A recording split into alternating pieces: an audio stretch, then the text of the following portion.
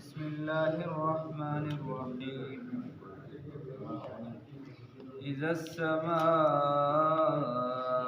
انفطرت وإذا الكواكب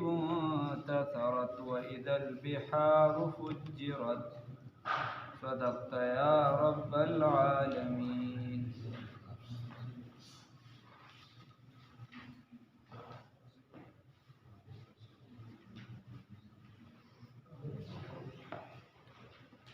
دیزینا سورة الانفطار دا شروع شو او دا نازل شوی دی فست سورة النازعات نا مخی چې څنګه تخفیف اخروی د قیامت تذکره و یا ویرول وغیرہ په دې صورت کې هم هغه ذکر دی مکه شان مخی صورت کې 12 احوال د قیامت تیر شو 12 احوال د قیامت تیر شو په دې صورت کې د هغې خلاصه ذکر ده هغه 12 احوالو دې کې په څلورو کې راوند کړي دي موږ ورته انقلابات اربعه وایو اول ورته انقلابات اربعه وایو او په څلور انقلاباتو د ژوند کې یا احوالو کې وروستو بیا هغې کې راجمع دي الله رب العزت فرمایي اذا السماء په هغه وخت کې انفطرت چې په هغه وخت کې چې اسمان دا اوچوي و اذا الكواكب په هغه وخت کې چې دا ستوري انتصرت اوریږي را وغورځيږي الله رب العزت فرمایي په هغه وخت کې چې دا اسمان دا اوچوي او دا ځمکه چې دا ستوري چې دا اوریږي را وغورځيږي و اذا البحار په هغه وخت کې چې دریابونه فجرت روان کړي شي تفصیل مخکې تیر شوی دی په هغه وخت کې چې دریابونه روان کړي شي و اذا القبور په هغه وخت کې چې دا قبرونه بعثرت فتحت کلاو کړي شي الله رب العزت فرمایي په هغه وخت کې چې دا قبرونه دا کلاو کړي شي نو بس یا بعثرت دا خوره اوخوځيږي راوخوځيږي چې لاندې د باندې شي او باندې ځمکه خوره د لاندې شي نو بس مړی به ترې بیا راوځي و اذا القبور په هغه وخت کې چې دا قبرونه بعثرت ای فتحت کلاو کړي شي علمت پوی بشي نفس هر یو نفس ما په هغه څه باندې قدمت چې وړاندې لېږلي ده و اخرت او وروستو یې پرېښې وي نو هر یو نفس ته به مخکې تیر شو علمت نفس ما احضرت الله رب العزت فرمایي چې معلومه بشي هر یو نفس ته ای رأت کل نفس هر یو نفس به وویني ما قدمت هغه چې وړاندې لېږلي د نیکۍ او د بدۍ نه و اخرت او چې وروستو یې پرېښي د نیکۍ او د بدۍ نه نو د دې وجې چې خرابه لار دې وروستو پرېښودله نو تاوان دی په خراب لار باندې لاړ او مرګ د لرالې تاوان دی په سمه لار باندې د دنیا کې ژوند زندگی تیره کړه بس صحیح ده او په کله چې وفات شي او ځان نه وروستو دی من حسنه هغه چا چې سمه لار پرېښوده ځان نه وروستو نو د ده دپاره هم بیا هم لوی سعادت دی الله رب العزت دې توفیق راکړي درې صدقې چې کله درې څیزونه چې صدقه جاریه کې رسول الله صلی الله علیه وسلم ذکر کوي په هغې کې یو ذکر کوي او ولدین صالحین یدعو له او نیک اولاد چې دی بیا تا ته دعاګانې کوي نیک اولاد چې دی بیا تا ته څه کوي یا دعاګانې کوي بله رزم یو لوی شخصیت سرناستو د چا تذکره راغلله هغه پلار یې چې دی نو مثال په طور هغه کور والا په ګډ وډ خوبونو کې لیده د هغې څه خبره ورته وشوه نو هغې وی چې په ژوند باندې څه ونه کړي نو مرګ نه پس به چې دی نو بیا د بل لارې ته یې څاري چې بل به ما پسې څه کوي نو داسې نشي کېدی ښه په خپله د دې ژوند قدر وکړه نو بل به هم ستا د ژوند وکړي قدر د ژوندون چې په دنیا نه وي ژوندي سره لال به څه معلوم شي چې ویلاسو کې ړندو سره خاکسار صاحب وایي چې کله د ژوندون قدر تا سره نه وي نو دا بیا بل به ستا څه قدر د ژوندون چې په دنیا نه وي ژوندي سره لال به څه معلوم شي چې ویلاسو کې ړندو سره نو هغه به څه معلوم شي ملغلر او لال او دا قیمتي چې ړوند سره په لاس کې هېڅ پته نه لګي. نو د دې ژوند د دې اهمیت د دې قدر او قیمت موږ بیا لګورو چې سترګې مو پټې شي نه. بیا چې دی نو د دې وجې زموږ مسلک دی امام اعظم ابو حنیفه رحمه الله فرمایي یو کس وي چې زه به پلانکي سره خبرې نه کوم او دی لاړه د قبر سره هغه سره خبرې وکړي ورته وي چې زما خو بس رانه یو 2 ورځې مخکې شوې زه خو رونه رسېدم ما به د سر دا چل کړی و دا به مې کړی و پلانکې به مې ښې کنځلې ورته وکړې یا ښه ګپې ورسره لګو قبر سره. نو د جمهورو رایې خو دا ده چې دا مړی اورېدل کوي. د جمهورو را د ډېرو خلکو رایې ده د ډېرو علما هم دا رایې ده. خو دې په دې خو دلته قسم خوړی چې قسم په خدای زه به خبرې نه کوم او دلته یې خبرې وکړې. نو مسلک دا دی چې دې حانس نه دی د قسم نه ماتېږي. ولې ځکه که دا مړی اوریم پرس کا خو دې افهام او تفهیم نشي کولی. دې چې دې د هغې جواب نشي ورکولی په هغې باندې د پوهې ضرورت درته نشته الا که دې پې پوه هم شي لکه ته سلام وا چې هغه د سلام بعضې کې راځي جواب هم کوي که جواب نه کوي نو سلام اوري. نو خیر نو دې د هغې په ته ورته گفتار کوه چغې وه بل څه بس د هغې د ده سره څه تعلق د زندګۍ سره اوس نشته. زندګي بدله شوه ژوند لاړه بس هر څه لا په کټ باندې پروت دی. په ایمان یې ووایه د خپل پلار مړی څوک یو ورځ برداشت کولی شي وایي زه وړی ګرمي ده چېرته خراب راته نه شي بیا بوی کوي تربوران به راپسې بدې ردې وایي او دا چل دی او دا دي یو ورځ یې برداشت کړه په 2مه ورځ یې برداشت کړې په 2مه په 3مه ورځ یې برداشت کړې نه بیا به دغلته مقبره کې پروت دی بیا به هلته کې پروت دی. چاته به د پلار اکثر قبر دی که پلار قبر ورته د نیکه به ورته یادي د نیکه ورته یادي ورپسې داسې لږ وړاندې لاړ شه بس هېڅ هم نشته بیا. او یو د الله ذات دی چې هغه یاد یو د ذات د محمد رسول الله صلی الله علیه وسلم چې یاد دی او چې چا د دې دین سره ځان وابسته کړ نو هغه یاد دی. خلک خو ډېر دي خو نوم پکې د پیر بابا یادي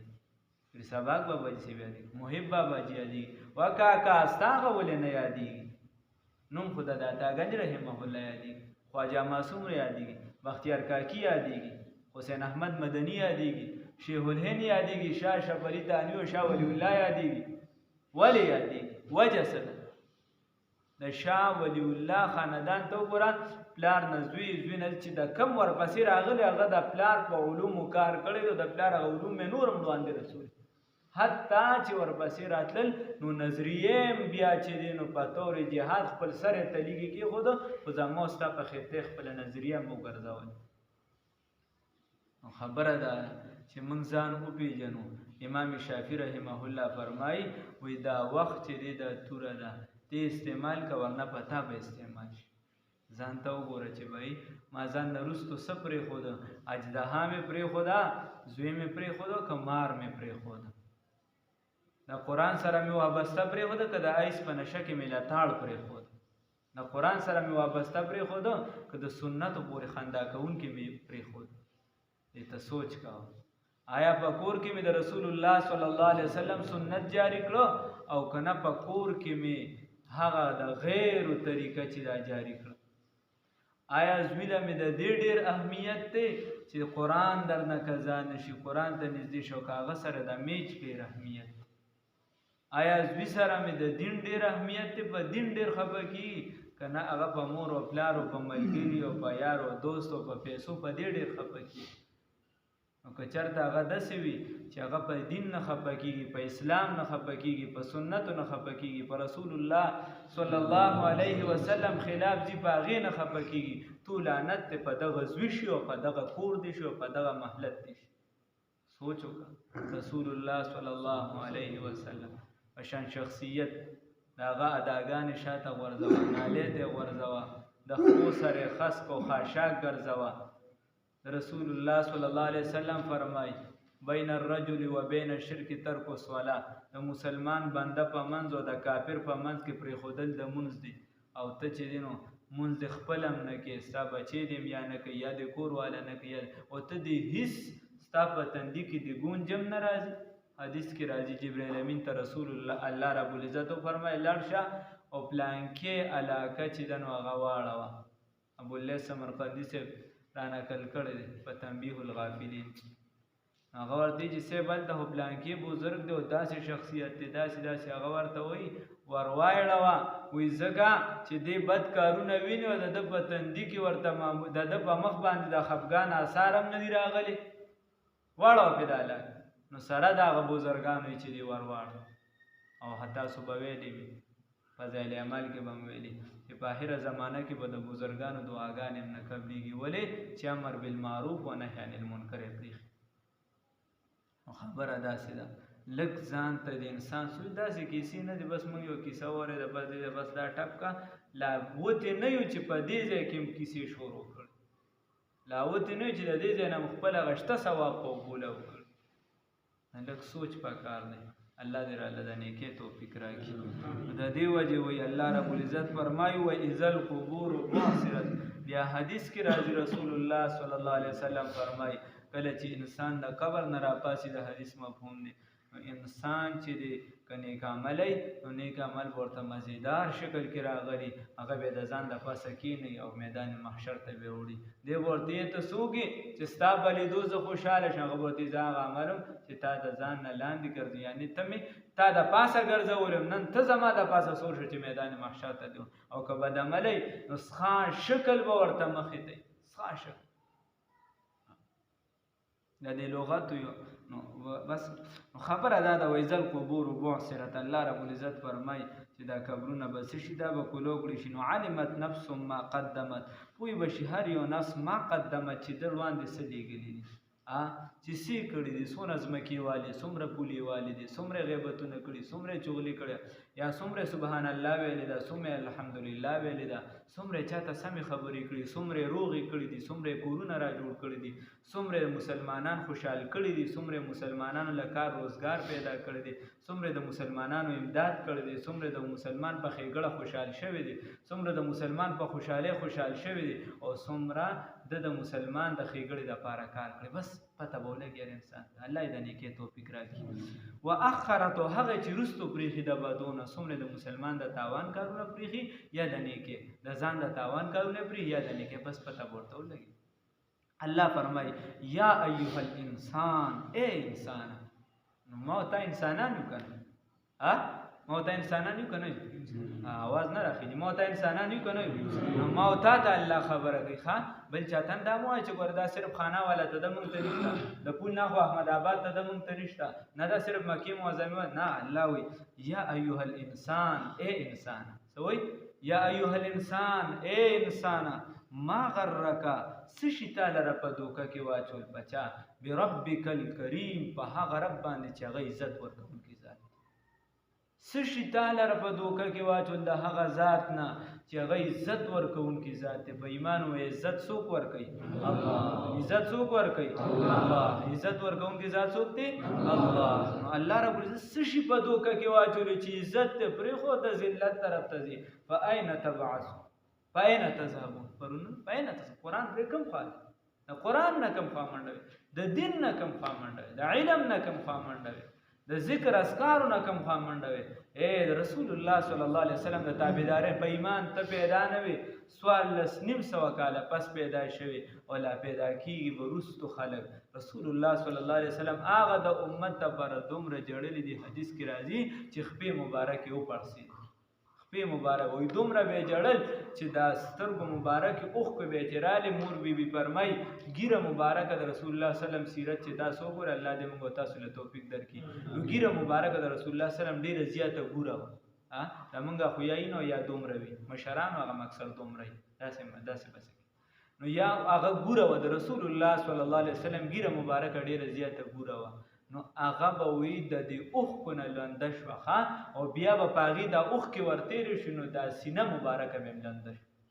دا د چا دپاره؟ دا مو ستا دپاره مو تا چې دي امتیان یو د چا امتیان یو وایه د محمد رسول الله صلی الله علیه وسلم په ایمان یې ووایه. یو داسې شته په دې سواړیانو کې یا په دې ځای کې داسې شته چې هغه وایي چې نه زما دپاره نه جوړ د ایمان نه وځي نه موږ هر یو دا دعوه لرو چې الحمدلله موږ یو ټول وایو الحمدلله موږ یو امتیان یو هر یو دا په ایمان یې هر دعوه لرو یو مسلمان کمزورتیا وای هر یو دا ولرو چې دا جړای زما د پاره کړی ده وایو کنه دا جړای زنګ د پاره کړی ده خدا جو عمل خلاف پیغمبر ہے کفر ہے طاعت رسول میں ایمان کی بقا خو په ایمان یې وایا چې دا وایو چې زمونږ د پاره دا جړا کړی ده خو بیا د اک پیغمبر خلاف بیا اک پیغمبر راته وی چې د مسلمان او د کافر ترمنځ د موږ فرق دی موږ غمون نه کوو الله یقیم الصلاه منذ کو زما بنده منګه نه کو الله یا ایها الانسان اے انسانا د سواړیانو سیدون کیا ما غرک بربک الکریم سشی تعالی رب دوکه کې چولې چې رب پشان عزت ورکون کې ذات ته بریخه بل خو روان ما غرک بربک الکریم لا حول ولا قوه الا بالله الذي هغه ذات هغه خدای خلقک چې تعالی ر پیدا کړ دې قدرک فی بطن امک ستا د مور په خېټه کې ته اند تی او پیجنې چې بای دا دې ستا په د مور د خېټې نه تا پیجنې چې دا غینه پیدا فسواک نو بس بیا د برابر کړل اندامونه بیا د لس برابر کړل اندامونه د برابر کړ فعدلک او بیا د برابر ک ستا قد او قامت نو دا ټول چا وکړه الله رب العزت بیا ټول د خدای نه په دوکه کې څه شي اچولې په ایمان وي دا الله تعالی تک پکار دی کنه دا الله ته سجده پکار ده کنه دا الله نه د رحم سوال پکار دی کنه دی پس سم وای سم دا الله نه سوال پکار دی کنه دا الله تعالی سوچت کې چې خدایا اوس پورې مې د رسول الله صلی الله علیه وسلم سنت ناله ته وشتي د دینه پس به نه ولم خدایا ستا هغه محبوب صلی الله علیه وسلم چې ته د هغه په خاریه باندې قسم خوري ذات خدا پرې دا زمونږ کیده د یاد ساته دا خبره دا زمونږ کیده دا خو لګیره مبارکه د رسول الله صلی الله علیه وسلم مبارک پسې لګیدله زمونږ دا کیده چې د رسول الله صلی الله علیه وسلم بدن مبارک پورې کما خوره په مدینه منوره کې لګیدلې دا د کعبه مبارک نه سکه د عرش او د کرسی نه مخته ته غوړه دا زمونږ کیده ده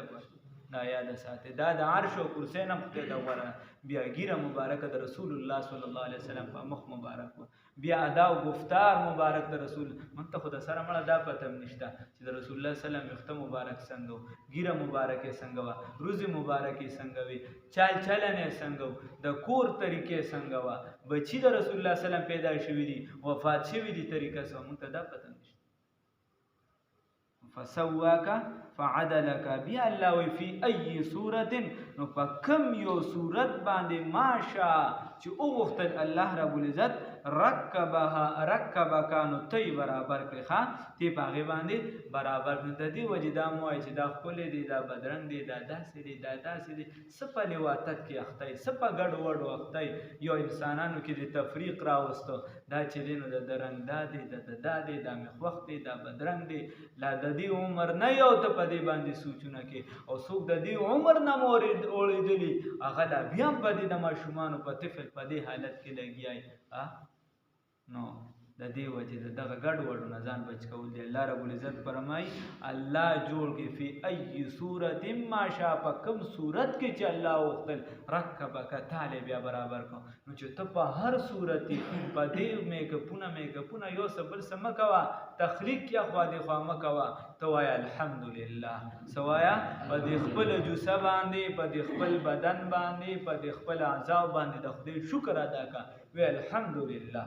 چې زه د انسان پیدا کړم بیا الحمدلله مسلمان دې پیدا کړم الله رب العزت دې نه کې توفیق